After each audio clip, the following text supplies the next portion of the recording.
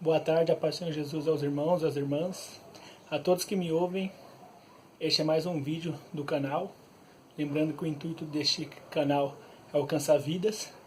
E hoje eu quero compartilhar um texto com a igreja, com aqueles que me ouvem, que se encontra no livro de Gênesis capítulo 17, apenas o versículo 1, que diz assim: Sendo, pois, Abraão da idade de 99 anos, apareceu o Senhor a Abrão e disse-lhe: Eu sou o Deus Todo-Poderoso.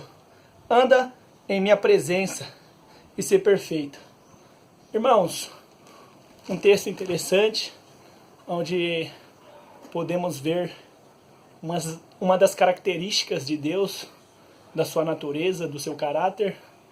E Deus estava novamente aparecendo a Abraão, confirmando a ele a sua descendência, que ele seria, que ele seria pai de grandes multidões.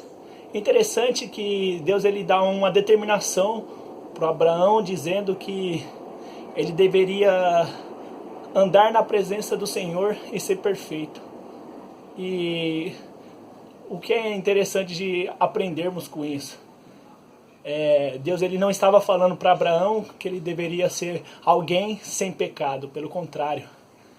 Deus estava demonstrando a sua justiça, porque Deus é justo, e ele estava dizendo nada mais para Abraão que ele deveria viver uma vida em integridade, uma vida em santidade, uma vida totalmente irrepreensível, uma vida totalmente imaculada, ou seja, uma vida totalmente sem motivo nenhum de calúnia, sem motivo nenhum de o inimigo o acusá-lo. Pelo contrário, ele deveria seguir o exemplo de outros homens de Deus que o antecederam, como a Bíblia fala sobre o Enoque, um homem que agradou tanto a Deus que Deus levou para si.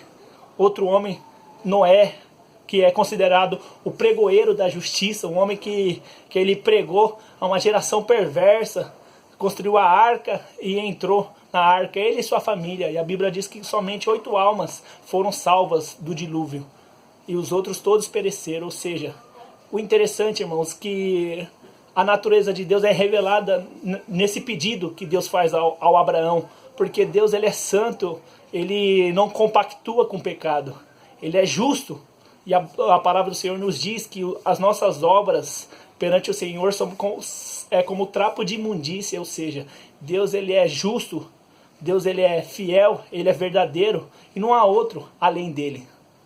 O interessante notarmos que quando Deus aparece a Moisés, e a Bíblia diz que a sarça estava sendo consumida ali pelo fogo, Deus fala para Moisés: olha, tira a sandália do teu pé, porque a terra que você está é santa.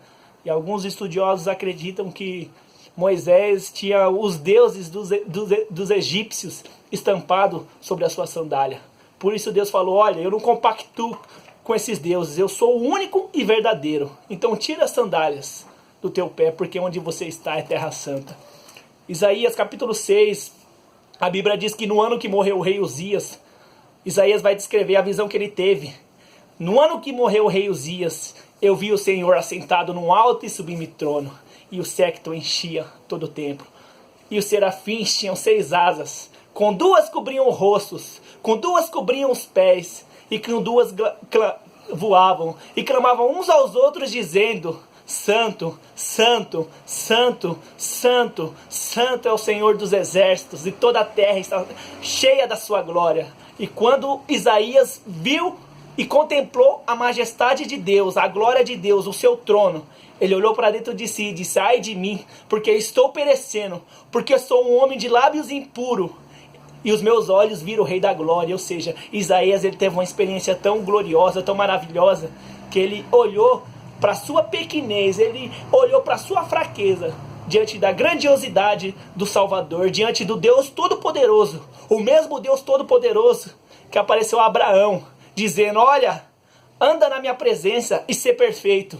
Ou seja, Deus aplica isso para a tua igreja, aplica para aqueles que querem amar ao Senhor, aqueles que querem viver uma vida para Deus. Nós devemos viver uma vida irrepreensível, uma vida imaculada, uma vida sem ruga, sem mancha, sem motivo de acusação do adversário contra nossas vidas.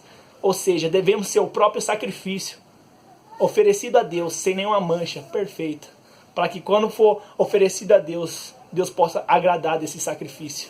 Por isso que Paulo diz: não vos conformei-vos com este mundo, mas antes transformai-vos pela renovação do vosso entendimento em Cristo Jesus.